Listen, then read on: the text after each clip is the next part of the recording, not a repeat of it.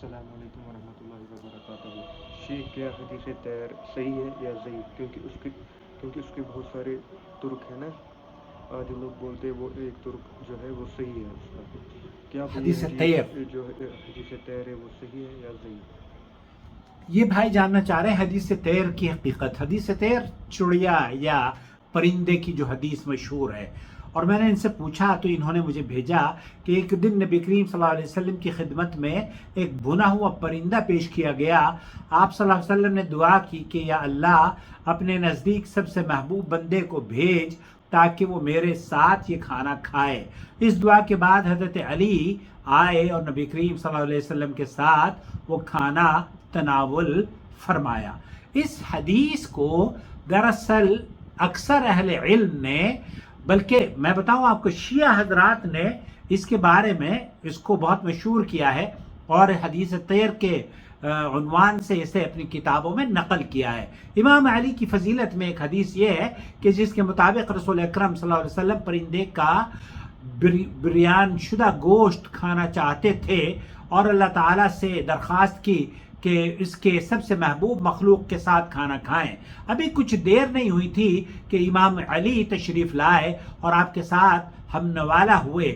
یہ روایت شیعہ اور اہل سنت ماخذ میں نقل ہوئی ہے اور کہا گیا ہے کہ 90 راویوں نے اس حدیث کو انس بن مالک سے روایت کیا ہے، جبکہ حقیقت یہ ہے کہ اس حدیث کو بہت سارے اہل علم نے نقل کیا ہے، اس میں تو کوئی دو رائے نہیں ہے، لیکن ہمارے یہاں اکثر اہل علم نے اس حدیث کو ضعیف اور موضوع کے دائرے میں نقل کیا ہے۔ علامہ البانی رحمۃ اللہ علیہ ہوں یا امام ابن تیمیہ ہوں یا موجودہ دور کے محققین ہوں، ان تمام نے حضرت انس والی اس حدیث کو نقل کرنے کے بعد یہ فرمایا ہے کہ یہ حدیث ضعیف جداً ہے۔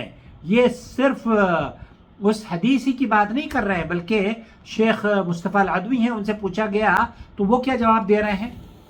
حدیث اللہم ارزقنی بأحب خلقک الیک یأکل معی، وہی حدیث اس کا عربی میں متن کہ اللہ تعالیٰ مجھے وہ شخص عطا فرما جو کہ اس پرندے کا جو سب سے بہتر ہو، سب سے پیارا ہو، وہ میرے ساتھ اس پرندے کا گوشت کھائے۔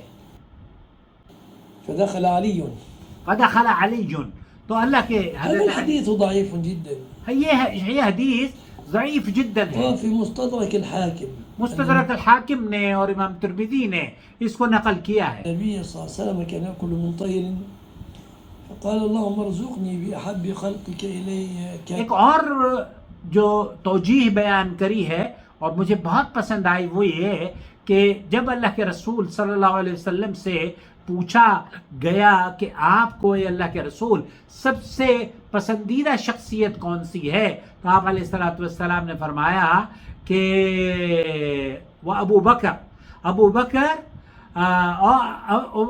بکر کا نام لیا گیا۔ اللہ کے رسول صلی اللہ علیہ وسلم نے فرمایا ای الناس احب الیک یا رسول اللہ، قال عائشہ، قیل من الرجال، قال ابوہا۔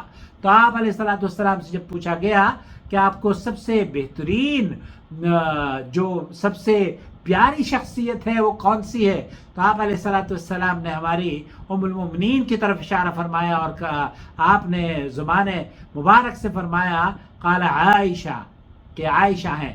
پھر پوچھا گیا کہ وہ مردوں میں کون ہے، تو آپ علیہ الصلوۃ والسلام نے فرمایا کہ ابوہا، پھر مردوں میں ان کے باپ ہیں، ان کے والد ہیں۔ اللہ اکبر۔ تو یہ حدیث ضعیف ہے، اس کو حاکم نے بھی روایت کیا ہے، امام ترمذی نے بھی روایت کیا ہے، اور علامہ البانی نے اسے سلسلۃ الضعیفہ میں تمام طرق کے نقل کیا ہے، اور ان روات کے اوپر بھی بحث کی ہے جس کے بارے میں یہاں لمبی چوڑی ویڈیو بنانا مقصد نہیں ہے۔ بہرحال یہ اس میں تو کوئی دو رائے نہیں ہے، حضرت علی رضی اللہ تعالی عنہ خلیفۃ المسلمین ہیں، امیر المؤمنین ہیں، حسن اور حسین کے والد ہیں، حضرت فاطمہ رضی اللہ تعالی عنہ کے شوہر ہیں، اور نبی کریم صلی اللہ علیہ وسلم کے داماد ہیں، اور خلفائے راشدین میں چوتھے نمبر پر ہیں۔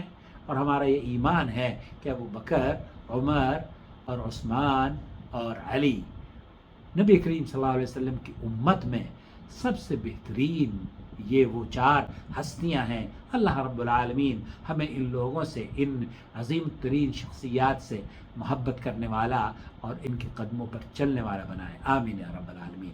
والسلام علیکم ورحمۃ اللہ وبرکاتہ۔ پلیز چینل سبسکرائب کر لیجئے، اور اگر اس چینل کو آپ سپورٹ کرنا چاہتے ہو تو جوائن ممبرشپ کے ذریعے ہمیں مستحکم کیجیے۔ شکریہ۔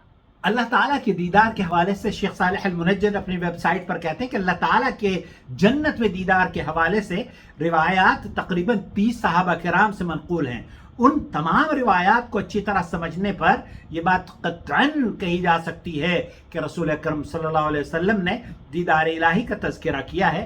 لہذا اگر کوئی شخص اب بھی یہ دعویٰ کرے گا کہ اللہ تعالیٰ کا آخرت میں دیدار نہیں ہوگا تو یہ شخص قرآن کریم اور رسول اکرم صلی اللہ علیہ وسلم کی احادیث مبارکہ کو گویا کہ جھٹلا رہا ہے۔ اسے اللہ کی طرف رجوع کرنا چاہیے۔